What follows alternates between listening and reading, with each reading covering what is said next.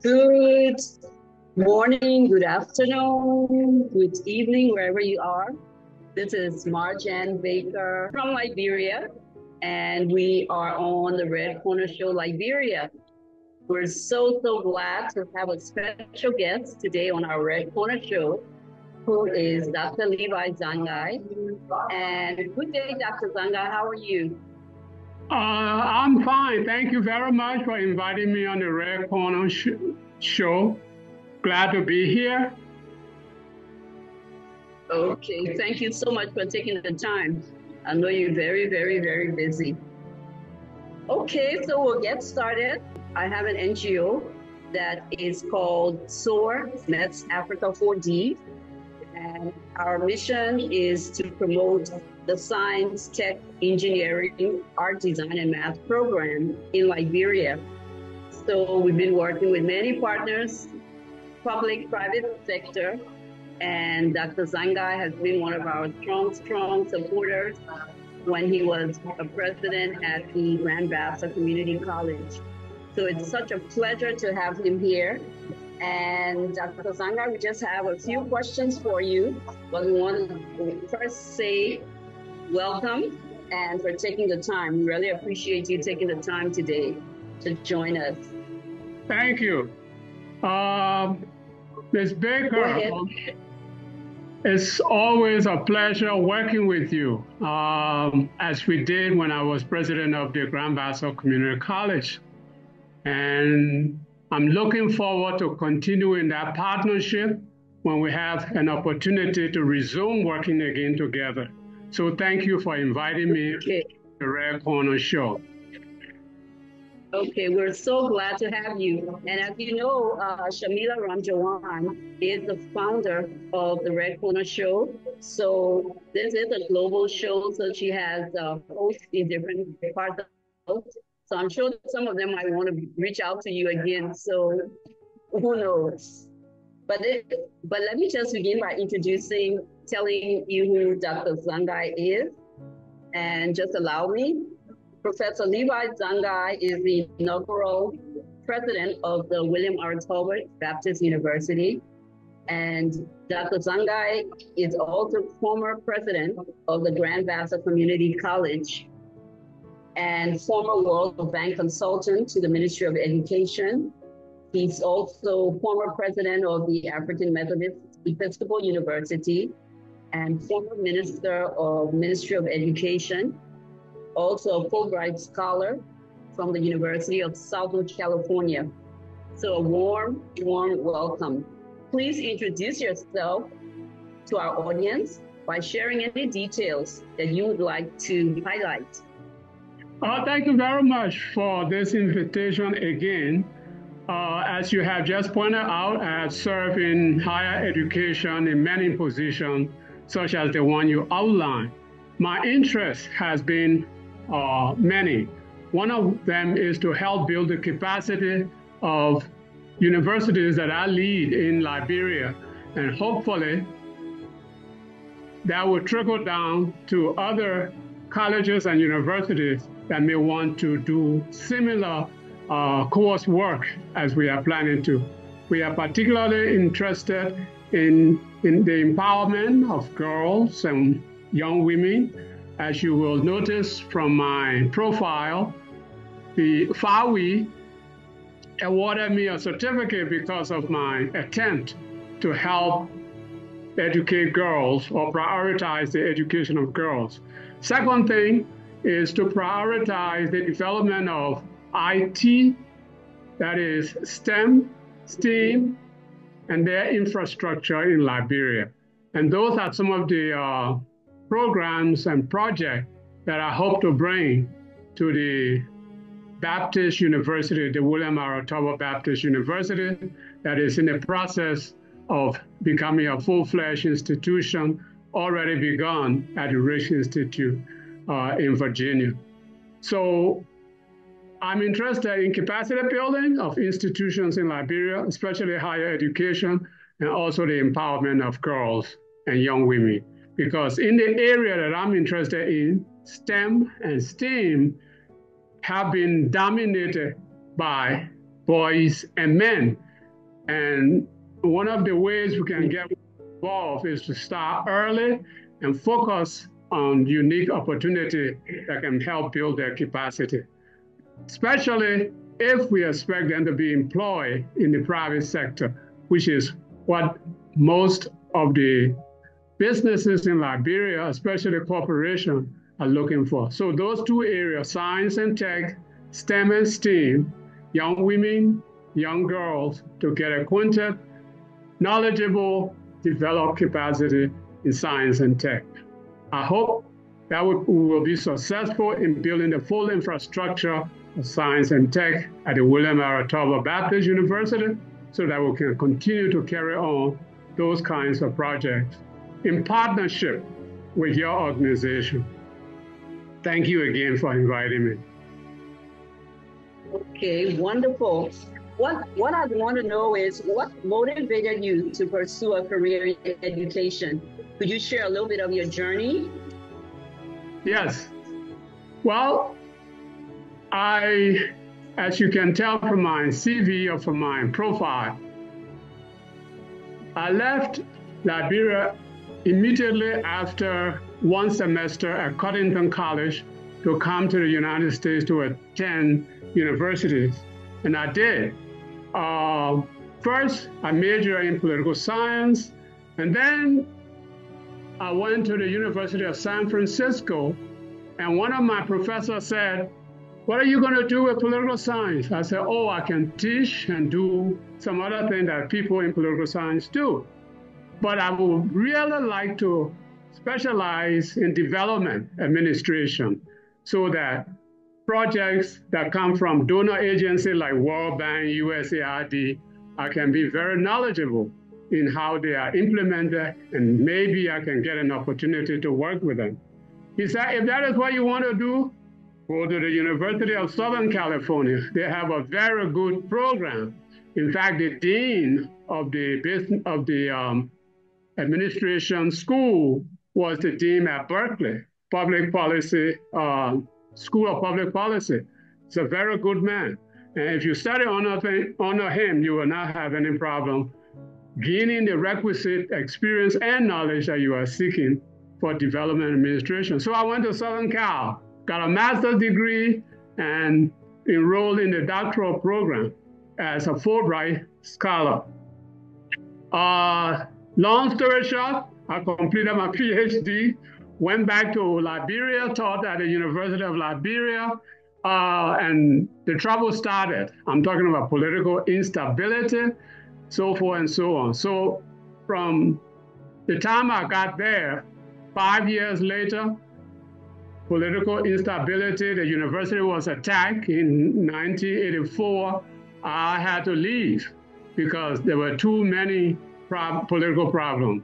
I went back to the States, taught at California State University, Northridge, taught at Los Angeles Southwest College, and then went to South Africa, taught at Vista University in Pretoria, South Africa. From there, I went to the United Nations and I worked with UNICEF.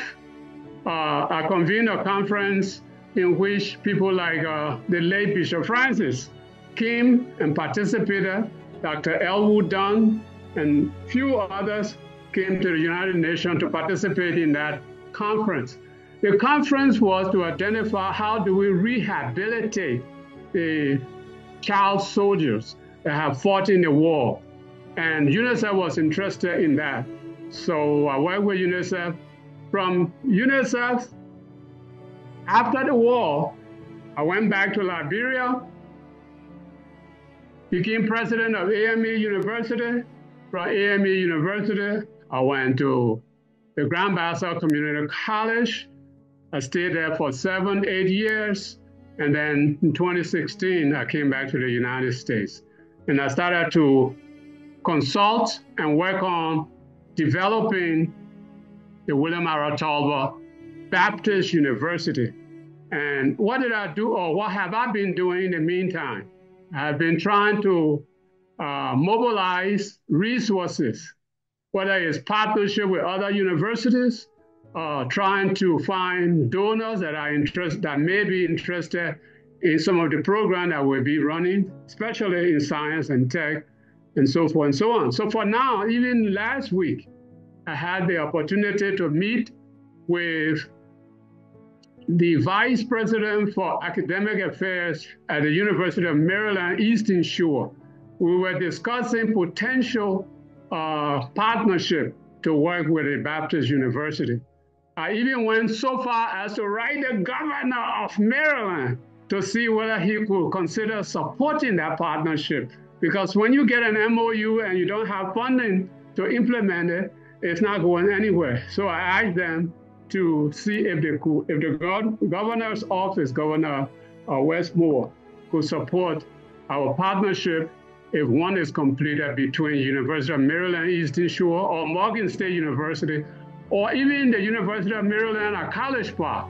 Whichever university we succeed in getting an MOU with, I'm hoping that the office of the governor may be interested in funding it so that we can have exchange of students, exchange of faculty, and that can be done in both digital, or they say virtually, as well as in person when the resources are available. So those have been some of my preoccupations here in Washington, D.C., where I'm currently residing. I feel very optimistic that you'll get good feedback from the network in Washington that you've been speaking to recently. Thank you. So, I mean, obviously, this is a passion for you, and what your vision, your fortitude for growth, expansion, rebuilding, and reconstruction. It's where do you see the W.R.TVU right now? I know you all are currently under construction, and so how soon do you think you all will be completing that phase of your construction and moving to the facility? The school is already in section using some of the facilities at Riggs Institute.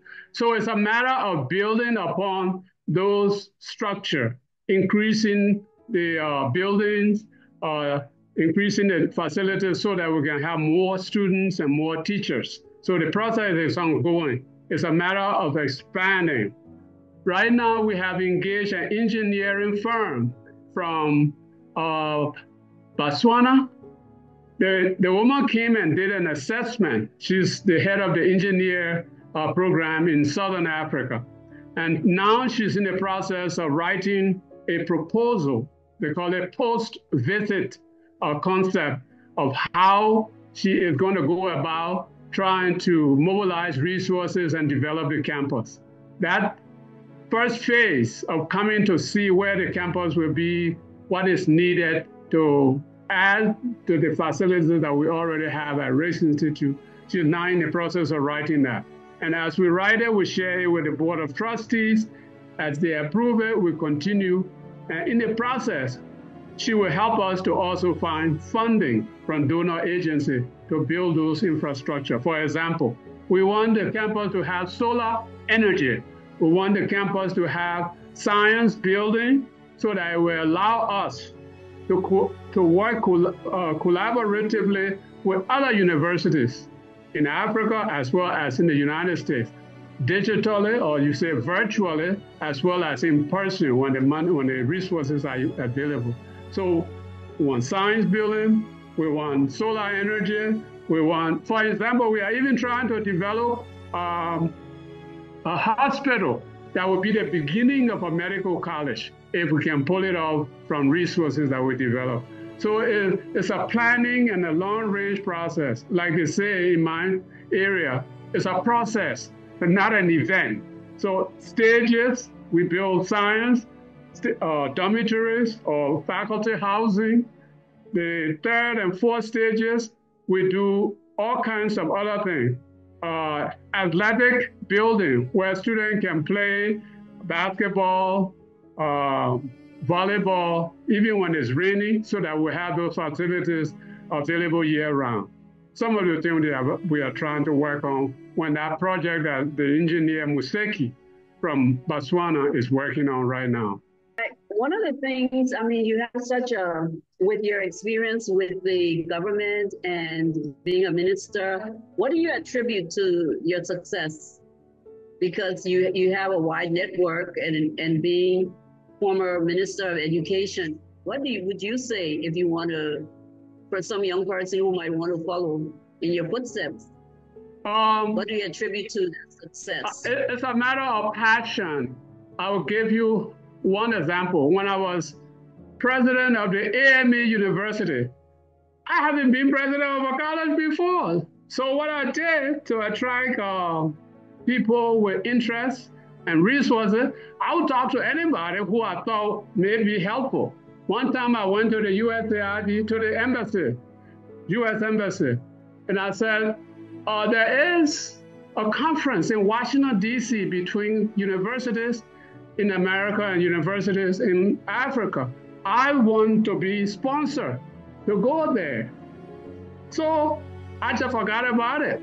One afternoon, I was at the RIA, the airport, and the deputy director of USAID said, so you're going to America on Thursday? I said, me?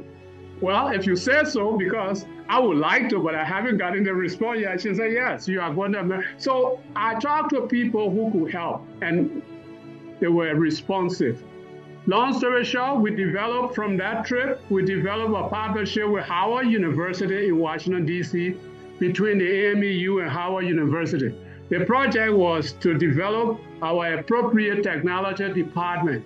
The fellow who was leading that project is Dr. John Trimble. He is now in South Africa.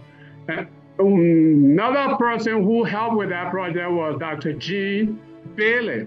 She is still here in Washington, D.C. So you have to have the passion to want to move forward. You can't say, oh, I never did this before. Now, how am I going to do it? I just started talking to people. I talked to USAID, I talked to UNDP. One time I went to the FAO country director in Liberia, and I said, we have an agriculture college, but we don't have resources to do the agriculture program. We want to grow vegetables, teach our students how to, do these kinds of agriculture programs and activity as a business. The man looked at me a long time. He said, I go to the supermarket here and I see agriculture products that are yellow coming from the Middle East, from the desert. So if you are serious about agriculture, I can help you because your soil is rich. You have abundance of rainfall. I don't see how you import agriculture product from the desert in the Middle East. So I will help you. So the point I'm still trying to make is you talk to people who you think may be interested, and depending on how much you can convince them, they will be helping you move the process forward. The last example is the USAID director. At that time, it was Dr. Wilmer Thomas. Wilmer, I went to him. I said, I want funding from they call it ASHA USAID project, the fund project. And I knew about it because at AMEU, we are friendly with the other AMEU churches in Africa. And ASHA, American Hospitals and Schools Abroad, they call it, but for sure we call it ASHA. ASHA funded Wilberforce College, Community College in South Africa. I knew about it, so I went to him as Dr. Wilbur Thomas, and I said, I want help to also do something for AMEU from the ASHA funding sources. He said, well, we can help you. I took him on a visit on the campus, and we started discussing, trying to develop the kind of project to be submitted to ASHA. He told me, he said, well, we have done something for Cottington. I don't see why they can't do something for you. But let's see how we can work together to make it happen. We didn't get the project until I left. But the point I'm trying to make is you just talk to resource institutions, donor partners, etc. I also had 10 scholarships from California funding students at AMEU from the Balayang Educational Foundation. It's a Liberian diaspora group. So when you are committed, passionate about an issue, whether it's education, healthcare, as I am, and agriculture, people who see that will try to help you when they have capacity to do so. So that's part of why I may have done a little bit in higher education in Liberia in terms of development. Thank you so much, Dr. Zangai, Dr. Z, as most of us call you. The time is up, unfortunately, but one last, I'd like you to leave with a parting word. Would you like to share a personal message of inspiration with our audience at the Red Corner Show Liberia and the other audience everywhere? Yes. I think one of the issues we have is trying to find resources for kind of project that we like to see, for example, in education, healthcare, and agriculture. Every time I read a newspaper, some minister or director will say, the government should give us more money, increase the budget. Well, if they have it, maybe they will give it to you. But one of the ways to go about making those institutions, development projects successful is to also find some resources to supplement, if you are a government institution, to supplement the budget they give you. So for me, finding additional resources is a must if you run one of those institutions, whether it be universities or ministries or agencies in agriculture and so forth and so on. This morning I was reading where somebody was complaining that CARI, the Central Agriculture Research Institute in Banga, Swakoko, is in deplorable condition, and the government should provide more money. It's a fair request, but one of the ways to do that is to ask the government to partner with you or to ask donor agencies to introduce you, for example, to FAO.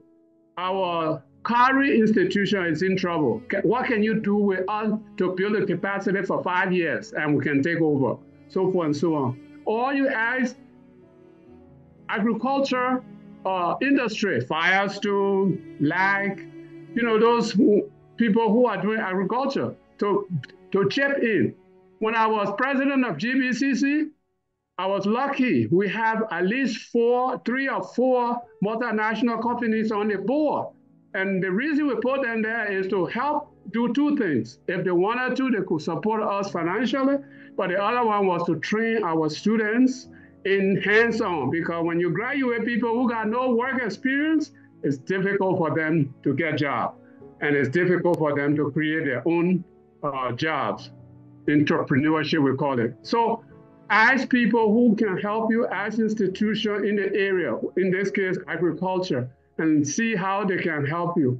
But also help them. I asked those companies one time to have a job fair. What are the skills that you need in your various companies that we can develop in our curriculum so that when our people graduate and have internship or job study with you, they can be employed. And because of that, many of the first graduates we had for GBCC, especially in the nursing program, they were all employed all over the country because one, they work with different hospitals, and 2, they found them to be competent. I'm not trying to toot my own horn, but those are the things that I tried to do when I was president of AMEU, president of the Grand Bassa Community College. And I hope to do also for the Baptist University. Thank you so much, Dr. V, for taking the time with us and for sharing your journey with us today and inspiring the audience. So if you would like to be on the Red Corner Show and share your story, please send us an email, redcornershow@gmail.com. We look forward to chatting with you wherever in the world you are. Stay blessed and keep safe. Thank you, Dr. V. Have a wonderful day. Thank you. Thank you very much for inviting me. I look forward to our partnership at the W.R.Tolbert Baptist University to do more the same that we did when I was at the Grand Bassa Community College. Thank you, Ms. Baker. Yeah. You have a blessed day. Are you ready to dive into captivating conversations and explore thought-provoking topics? Tune in to the Red Corner Show. From current events to personal stories, we cover it all in just 20 minutes of stimulating dialogue. Don't miss out. Join the conversation and expand your horizons with the Red Corner Show. The Red Corner Show, enlightening discussions from curious minds.